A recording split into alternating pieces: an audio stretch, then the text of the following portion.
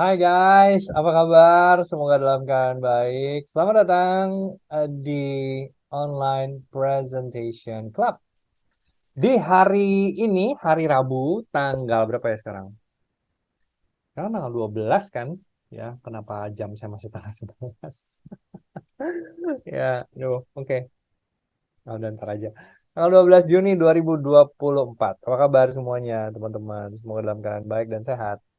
Hari ini kita akan lanjutkan tentang self love. Jadi bukan tentang self love ya, lebih tentang ke how to build a self confidence, gimana caranya membangun kepercayaan diri. Jadi minggu lalu kita udah bahas tentang being a confident, ya, normalize your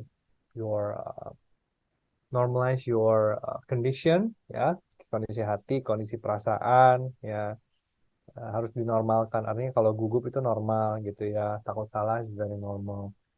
Yang nggak normal adalah kalau kita kabur gitu ya dari situasi tersebut gitu. Itu yang nggak normal.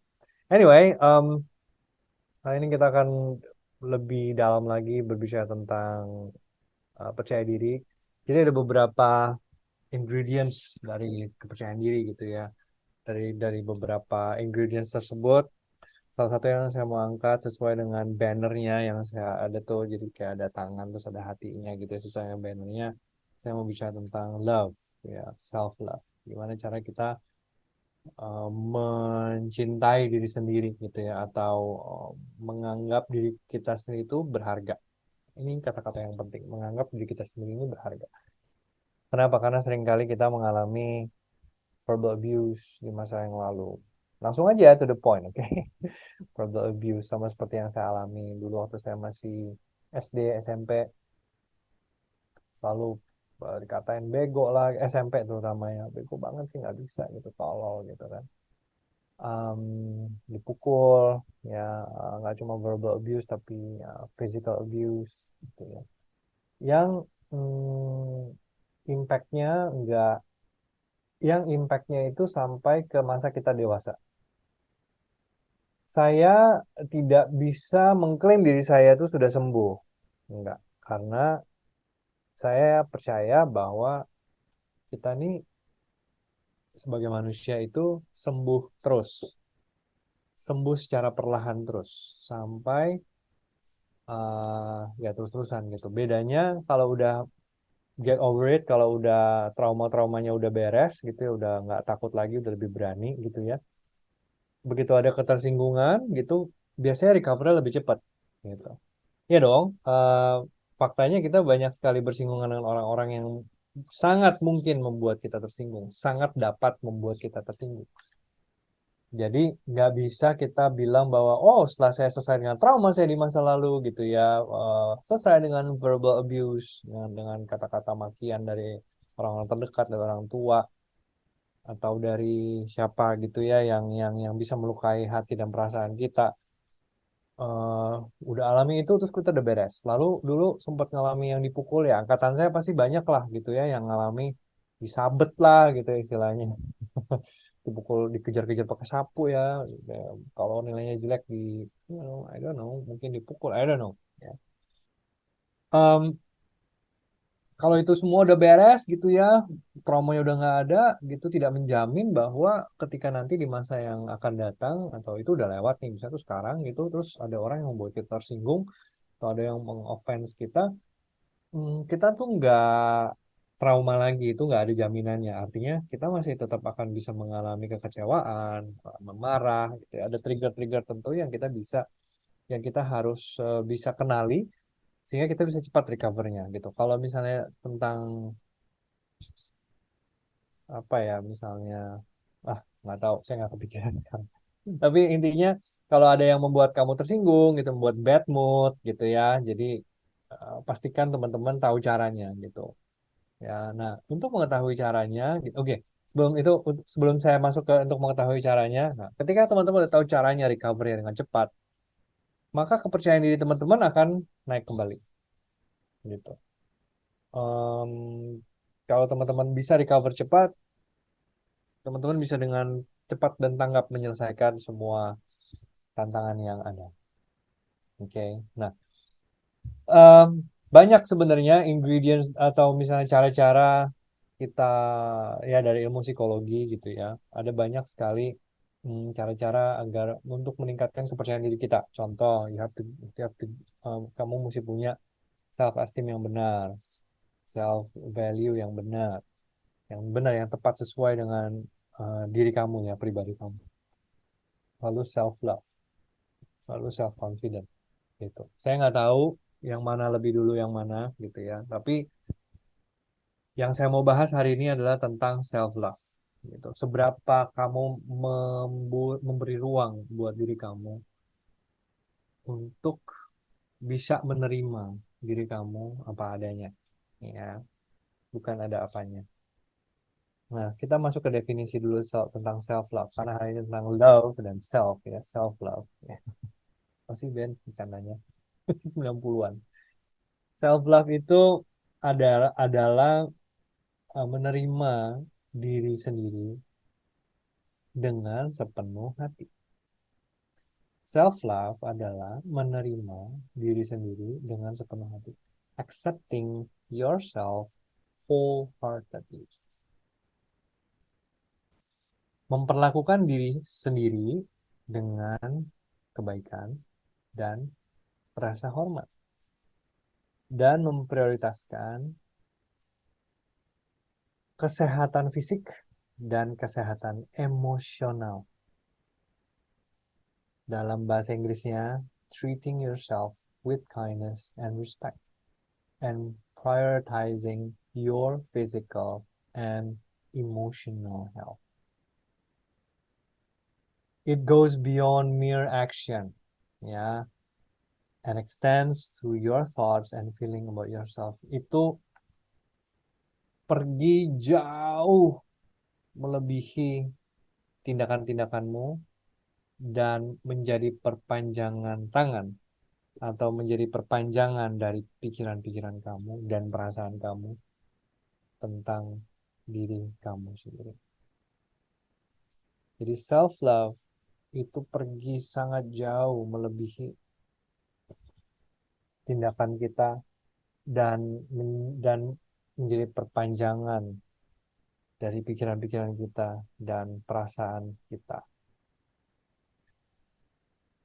Loving yourself, mencintai diri sendiri, ya adalah maintaining an overall positive outlook about who you are, mempertahankan ya. Kata-kata kuncinya adalah mempertahankan hal-hal yang positif secara umum yang terlihat tentang diri kamu sendiri. Tidak berarti kamu selalu merasakan positif tentang diri kamu sendiri. Itu sesuatu yang nggak real. Contohnya, mungkin ada beberapa momen di mana kamu merasa kesal, ya, marah, atau kecewa terhadap diri kamu sendiri. Dan kamu tetap bisa mencintai diri sendiri. Seperti kamu dapat mencintai anak kamu, atau partner kamu, atau pasangan kamu, terlepas dari kamu sering atau kadang-kadang marah sama mereka. Walaupun marah, tapi tetap sayang. Self-love, ya, adalah dasar dari asertif. Dan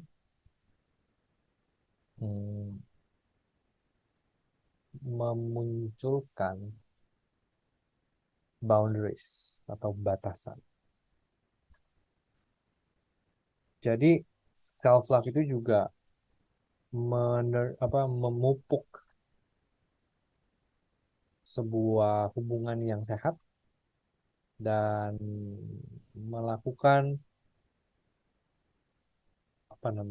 perhatian pada diri sendiri, mengejar personal interest and goals, mengejar kepentingan diri sendiri dan goal-goalnya dan tujuan-tujuannya, dan merasa bangga terhadap diri sendiri. Gitu. Dari self love. Itu definisi umumnya, gitu ya. Tetapi bagi saya, self love itu satu hal yang eh, bagi saya self love itu adalah satu hal yang penting ya. Itu definisinya. Buat saya penting. That's what I mean. Di dalam definisi tersebut ada yang namanya respect gitu ya. Ada yang namanya respect. Jadi selama kamu respect terhadap diri kamu sendiri dan kamu merasa dan kamu melakukan hal yang baik terhadap diri sendiri, artinya kalau kamu um, you're treating yourself with kindness and respect, kamu memperlakukan diri kamu dengan baik dan respect. Baik dalam arti mengelola pikiran kamu dengan benar, mengelola hati kamu dengan benar, mengelola kesehatan fisik kamu dengan benar, ya kamu maka hal itu akan melebihi daripada apa yang kamu sudah lakukan gitu ya. So kalau kamu memperlakukan diri kamu dengan benar gitu ya, maka impact-nya akan juga terasa kepada orang lain. Saya diajarkan sama mentor saya beberapa waktu yang lalu ketika saya masih bekerja bersama dengan beliau. Beliau selalu berkata, Ruben, I do not tolerate bad mood. I do not tolerate bad mood. Meskipun pagi ini saya ada uh, berantem dengan suami saya akan dengan profesional melakukan pekerjaan saya. And it's true, saya lihat kehidupan dia up close and personal dan she doesn't tolerate bad mood. And it's a good value, artinya itu adalah seseorang yang tahu mencintai dirinya sendiri dan menghargai orang lain. Dan itu saya belajar dari beliau. Jadi saya nggak gampang baper. Pun kalau ada sesuatu yang mengganggu atau mengusik pride saya, mengusik kesombongan saya. Bukan pride, pride itu bukan kesombongan ya, artinya harga diri ya kalau pride. Mengusik kesombongan saya dan harga diri saya. Biasanya saya langsung bisa recover dengan cepat. Saya endapkan dulu, saya pikirkan. Uh, Resep pertama buat saya adalah saya nggak mau bad mood, saya nggak mau kelihatan bad mood. So I'm gonna deal with this first. Saya akan deal with this. Gitu. Jadi saya akan deal with this dan I take all the consequences. Gitu. Jadi saya nggak takut salah. Saya nggak takut salah. Jadi saya pada akhirnya ya, pada maksud saya gini. Pada akhirnya saya jadi nggak takut salah gitu. Kenapa? Karena saya responnya dengan benar. Kalau ternyata respon saya benar, saya udah sampaikan dengan benar, tapi respon dari lawan bicara saya salah gitu, apa menganggap saya tuh kayak gimana gitu ya, saya nggak tahu ya apa yang jadi. Saya kan juga nggak pernah jadi mereka gitu ya. Maka bukan salah saya. Artinya begini, selama saya sampaikan yang baik, yang benar, tone, ada emosi yang benar gitu ya, saya em, sedang menunjukkan kepercayaan diri saya dan menunjukkan kebaikan hati saya kepada diri saya sendiri ya. I show my self respect kepada diri saya sendiri gitu ya. So that is what I mean about self love. Dan self love itu buat saya pribadi karena saya mau menjadi orang yang spiritual, yang juga yakin. Saya juga adalah orang yang yakin ada entitas spiritual dalam hidup saya. Jadi kepercayaan diri saya bisa mengasihi diri saya itu karena ada entitas lain, ada sebuah pribadi, ada pribadi lain yang hadir di dalam hidup saya, yang bisa membuat saya dapat menghargai diri saya sendiri. Saya bisa tahu identitas saya, gitu. Dan um, orang selalu mengandalkan diri mereka sendiri, gitu, sedangkan saya mengandalkan Tuhan sebagai sumber dari kebaikan hati saya terhadap diri saya. Cara saya respect kepada diri saya sendiri bersumber dari Tuhan. Jadi saya nggak bisa self love tanpa identitas yang diperbarui oleh Tuhan. Nah, ini sebuah perjalanan gitu. Terlepas dari agama apa yang teman-teman anut, gitu ya. Tuhan dan kita adalah hubungan. Agama adalah caranya. Tapi sesungguhnya buat saya pribadi, gitu ya, Tuhan itu adalah pribadi yang mau membangun hubungan dengan ciptaannya, gitu. Dan itu yang saya sadari. Nah, kita keluar dari ini dulu ya, dari perspektif saya tentang self love. Itu udah beres ya, untuk partnya udah beres. Nah, sekarang yang saya mau eh, saya mau sampaikan adalah, yang saya mau lanjutkan adalah, gitu ya. Hmm, Kalau kita sudah dapat menghargai diri kita sendiri, menaruh nilai yang benar terhadap diri kita sendiri, maka kita pun akan menaruh nilai yang benar terhadap apa yang kita kerjakan dan menaruh nilai yang benar terhadap lawan bicara kita. Nah, kalau dibalik nih, lawan bicara kita, kalau kita sudah lakukan itu secara konsisten, dan kata kuncinya konsisten, maka lawan bicara kita akan melihat kita tuh seperti, oh ya dia pede, oh ya he's good, dia bagus di dalam pekerjaan.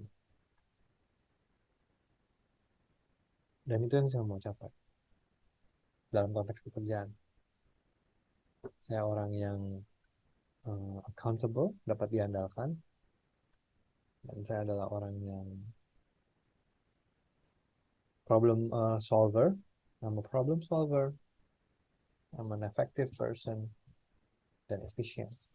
Artinya efektif dalam bekerja, efektif dalam melakukan sesuatu itu efektif dan efisien dari sisi waktu. Jadi dalam satu waktu tuh kalau bisa ada target-target tertentu. Tapi pada saat yang bersamaan saya tidak mendorong diri saya. Dulu saya dorong, I'm a, I'm a pusher. I push myself that hard. Akhirnya saya nggak dapat apa-apa. Artinya saya sempat mengalami sakit gitu. Karena I push too hard. Dan saya nggak paham waktu itu. Mana yang menjadi prioritasnya. So, nggak berlama-lama deh. Kayaknya cukup ya. Nggak mau terlalu banyak ngobrol tentang ini. But satu hal sebelum saya selesaikan. Self-love is a journey. It is a journey. Semua orang punya tracknya masing-masing.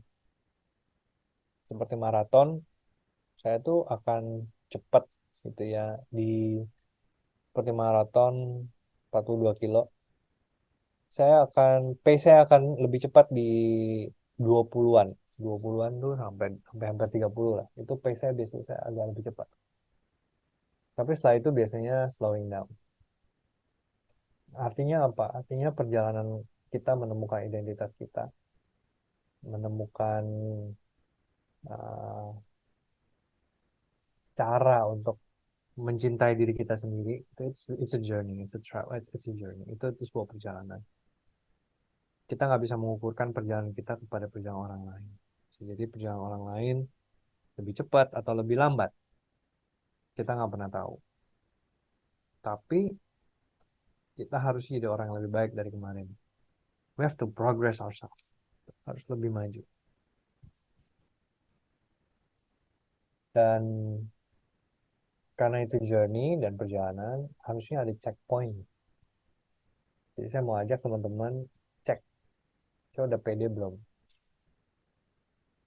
di dalam mengerjakan pekerjaan saya. Jadi menguasai pekerjaan saya. Di dalam pekerjaan saya itu saya udah pede belum? Kenapa kalau belum? Apakah saya memperlakukan diri saya tidak dengan respect dan tidak dengan baik, atau mendorong diri Anda sendiri dengan kasar dalam tanda petik, Anda tidak menghargai diri Anda sendiri karena mungkin ada kebutuhan keuangan, ya bukankah kita semua mengalaminya? Kebutuhan keuangan, kebutuhan emosional, I don't know, apapun yang teman-teman butuhkan. Saya nggak mau masuk ke ranah psikolog karena terlalu berbahaya buat saya, karena nanti kalau ditanya saya nggak punya apa namanya, saya nggak punya latar belakang pendidikannya. Tapi kalau teman-teman mau ngobrol tentang bagaimana caranya bisa memiliki uh, kepercayaan diri yang tepat, yang baik, I can help you out. I can help you out. I know how. Saya bisa berani ngomong begitu karena saya juga ketika saya nggak percaya diri, ada orang-orang yang mau mengulurkan tangannya untuk membantu saya.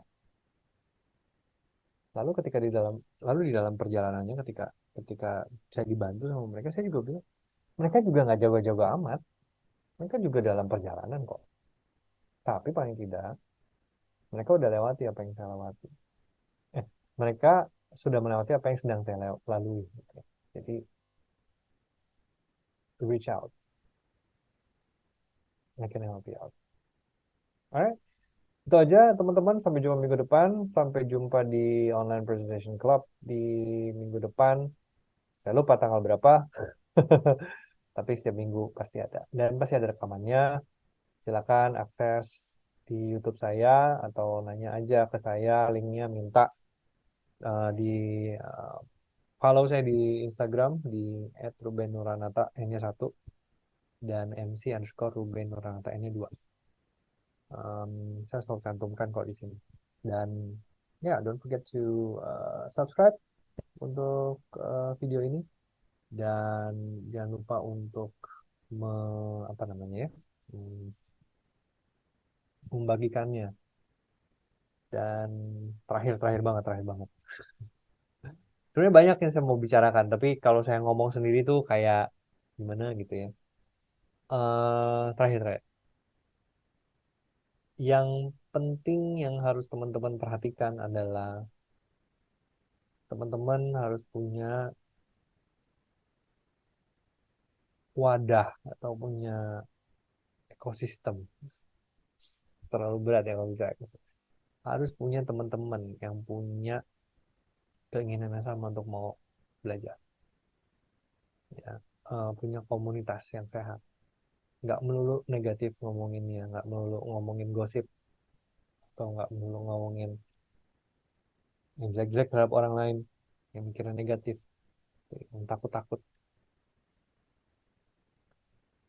Karena kalau teman-teman ada di komunitas yang tepat, orang-orang yang berani untuk bikin kesalahan dan memaafkan diri sendiri, berani keluar dari zona nyaman, maka apapun yang teman-teman mau capai, pasti akan tercapai. That's what I believe. But